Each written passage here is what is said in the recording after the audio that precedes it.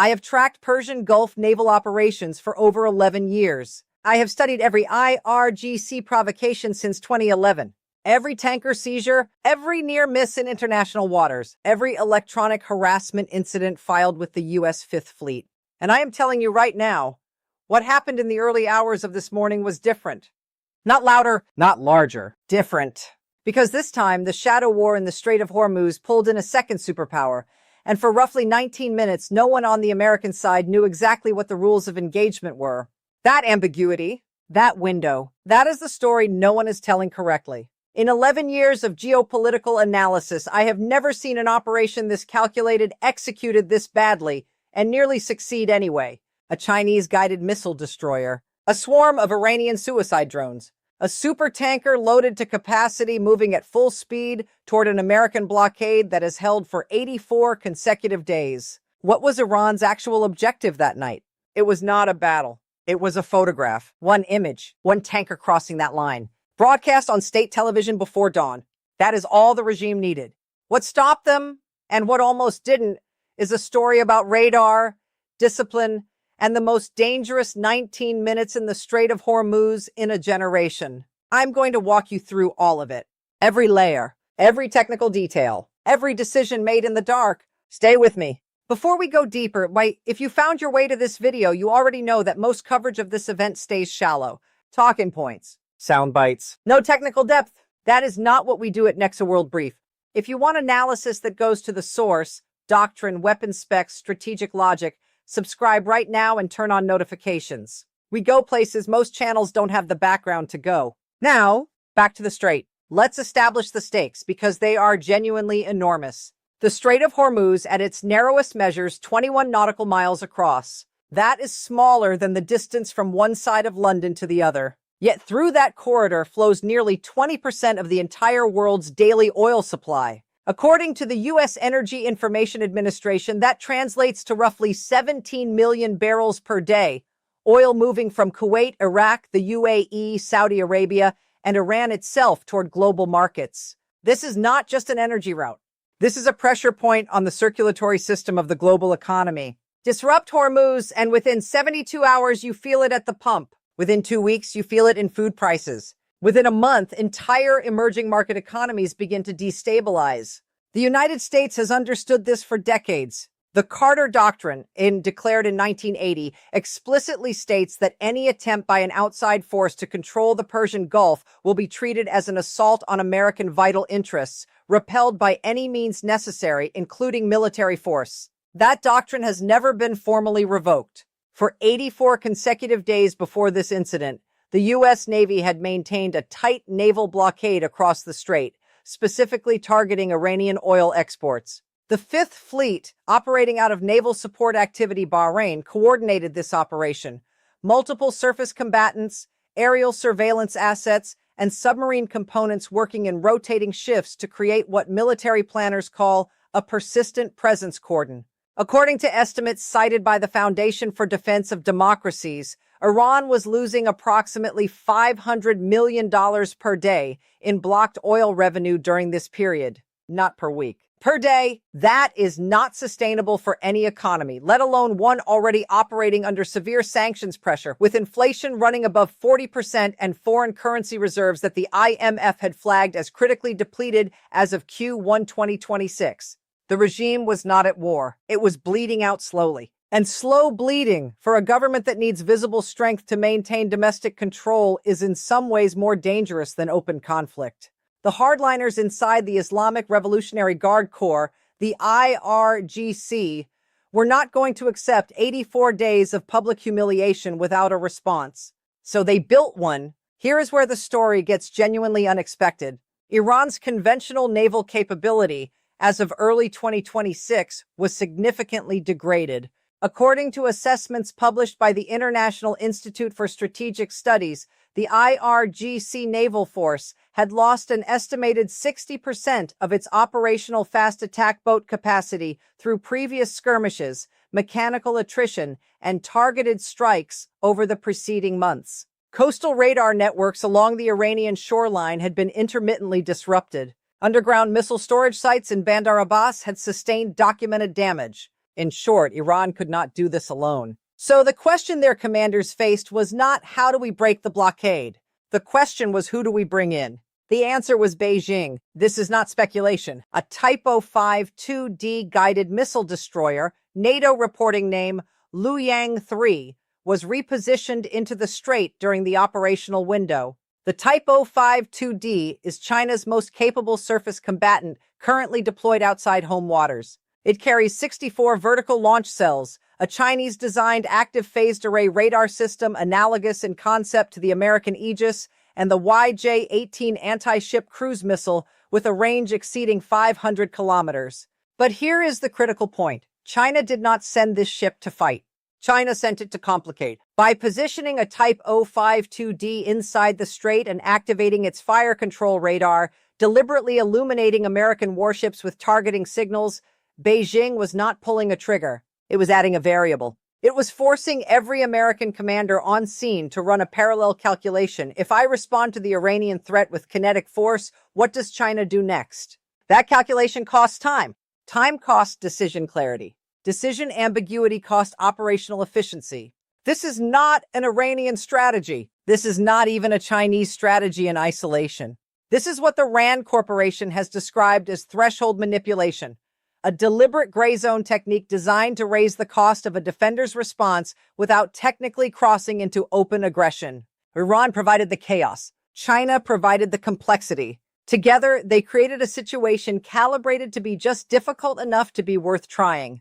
Now let's get into the mechanics, because this is where the night was actually decided. The primary American surface asset on scene was an Arleigh Burke-class destroyer, Flight 3 variant. This matters. The Flight 3 is not just an upgraded Burke, it is a fundamentally different sensor platform built around one piece of technology, the AN/SPY-6 V1 air and missile defense radar, known as SPY-6. According to Raytheon Technologies, the manufacturer, SPY-6, delivers more than 100 times the sensitivity of the previous AN/SPY-1D radar that equipped earlier Burke variants. That is not a marginal improvement. That is a generational leap.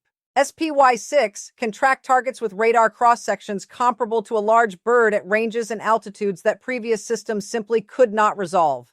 In a cluttered electromagnetic environment, like a strait full of commercial shipping, Iranian fast boats, drone swarms, and a Chinese destroyer all broadcasting simultaneously, that sensitivity becomes decisive.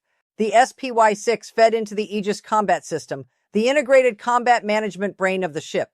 Aegis, a program that Lockheed Martin has continuously developed since the 1980s, processes thousands of data inputs per second, classifying, prioritizing, and assigning responses across air, surface, and subsurface domains simultaneously. On this night, Aegis was managing IRGC fast attack boats approaching from multiple vectors, 2 separate drone swarm formations, at least 1 confirmed anti-ship missile launch, the fire control radar lock from the Chinese Type 052D, and the movement track of the supertanker itself. 5 simultaneous threat categories. 1 integrated system, real-time. Layered beneath this kinetic picture was the electronic dimension.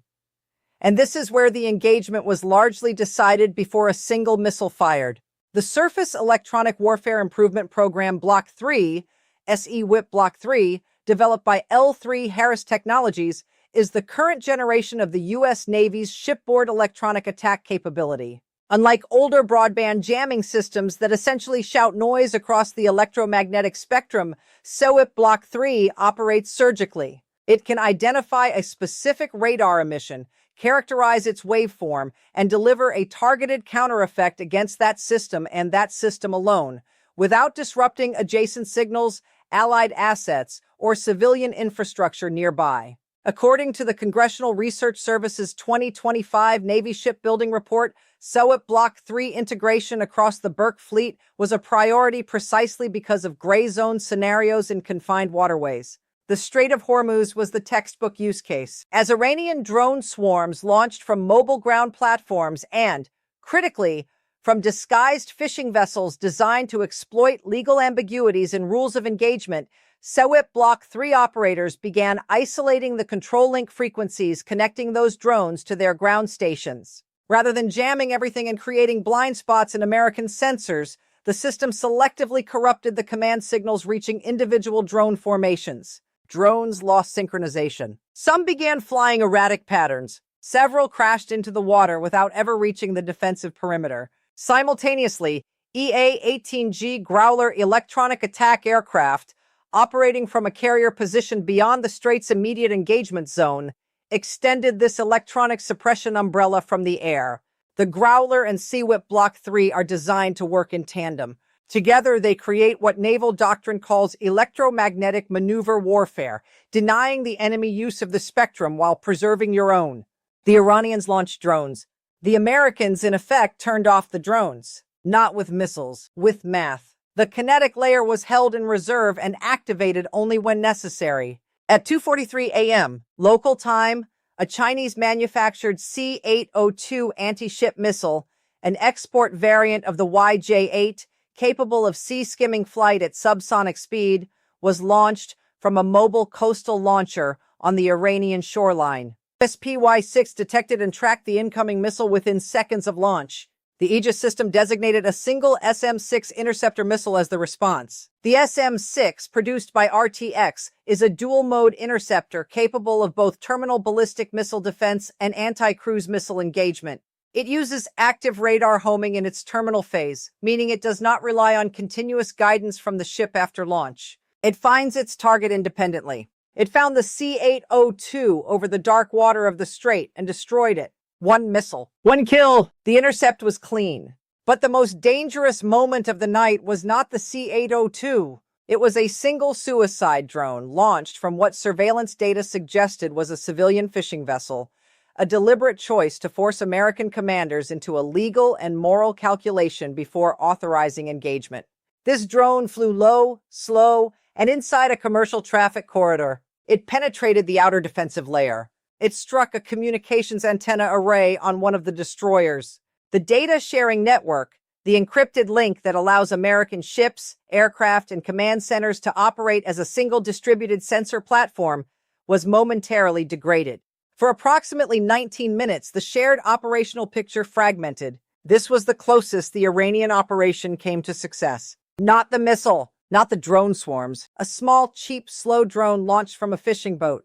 Recovery came from two directions simultaneously. E-2D Advanced Hawkeye airborne early warning aircraft operating well outside the engagement zone rebuilt the shared picture using their own AN/APS-145 radar and data relay capabilities. And F-35C Lightning II fighters already on combat air patrol fed sensor fusion data through their multifunction advanced data link directly into the reconstituting network. According to former Fifth Fleet Commander Vice Admiral Brad Cooper, writing in Proceedings magazine in late 2025, distributed sensor resilience, the ability to rebuild a degraded network picture from multiple redundant nodes, is explicitly designed for exactly this scenario. The system held.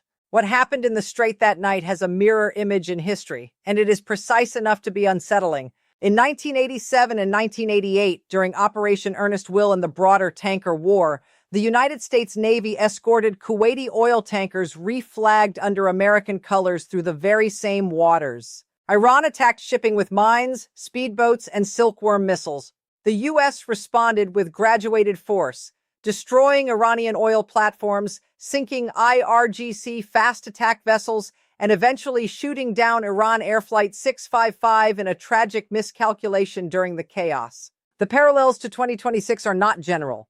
They are structural. Then, Iran used asymmetric swarm tactics against superior American naval forces. Now, Iran used asymmetric swarm tactics against superior American naval forces. Then, Iran sought a symbolic victory. One tanker, one image, one propaganda moment, rather than open war. Now, same objective, same logic. Then a third power complicated the picture. In 1987, Soviet naval vessels were present in the Gulf, creating the same parallel calculation for American commanders that the Chinese Type 052D created this week. Now, same dynamic, different flag. The difference, and it is a significant one, is that in 1988, the United States ultimately suffered the reputational and legal damage of shooting down a civilian aircraft. The system was overwhelmed at a critical moment. In 2026, it was not. The 19 minutes of network degradation after the antenna strike was this operation's Flight 655 moment, the window where a tragedy could have happened. It didn't. That is not luck. That is 38 years of institutional learning embedded in doctrine and technology. The blockade held. The supertanker turned back. The Chinese Type 052D withdrew toward the Gulf of Oman by dawn. But understand what comes next, because the strategic logic did not disappear with the sunrise. Iran is now in a compounding crisis. $500 million per day in lost oil revenue. A naval force degraded to roughly 40% of its pre-conflict capability, according to IISS estimates. A domestic population facing 40+% inflation. And a shadow committee of IRGC hardliners who will not accept a second public failure without demanding an escalation that the political leadership may not be able to contain. China faces its own reckoning. Beijing gained real-world data on how its Type 052D performs in a contested electromagnetic environment against American SPY-6 and CWIP Block 3 systems. That data has value. But the operation's failure also revealed something uncomfortable for Chinese naval planners. Their systems, even in a supporting role, were managed and contained by American electronic warfare without a single direct engagement. That is not a message Beijing wanted sent to the world. The most dangerous near-term scenario is not a repeat of this operation. It is Iran concluding that gray zone tactics cannot achieve what it needs and making the political calculation to escalate beyond the gray zone. A mine strike on commercial shipping, a coordinated attack on Gulf Cooperation Council infrastructure, an attempt to pull Hezbollah or Yemen-based forces into a simultaneous multi-front action. None of these are outside Iranian doctrine. All of them become more likely the longer the economic hemorrhage continues. The question is not whether Iran will act again. The question is whether the regime's next move comes from a position of calculated strategy or desperation. Because desperation in a waterway carrying 20% of the world's oil is the most dangerous variable of all. Here is what the night in the Strait of Hormuz actually proved. Technological superiority is real. SPY-6, Aegis, CWIP Block 3, the E-2D, the F-35C operating as a networked system. This is not marketing language. It performed against a multi-domain, multi-actor gray zone operation. It held the line without triggering a wider war. But it also proved something less comfortable. A single low-cost drone from a fishing boat caused 19 minutes of network degradation in the most advanced naval formation the United States currently deploys. Not a carrier strike group missile. A cheap drone from a fishing boat. Gray zone warfare does not require winning. It requires finding the 19-minute window. Iran and China did not break the blockade, but they identified where it bends. That knowledge does not disappear. It goes into doctrine. It goes into the next operation. And the next. This is Nexa World Brief. We do not offer easy conclusions because this situation does not have any. So here's the question I want you to sit with and argue about in the comments below. If China provides direct electronic support to Iran a second time and the window of network degradation extends from 19 minutes to 90, does the United States have the escalation discipline to hold the line again? Or does that become the moment the gray zone ends? I want your answer, not your reaction, your reasoned answer. Drop it below. If this analysis gave you something the other channels didn't, share it. Subscribe. Turn on notifications. This is Nexa World Brief. The Strait is quiet this morning. It will not stay quiet.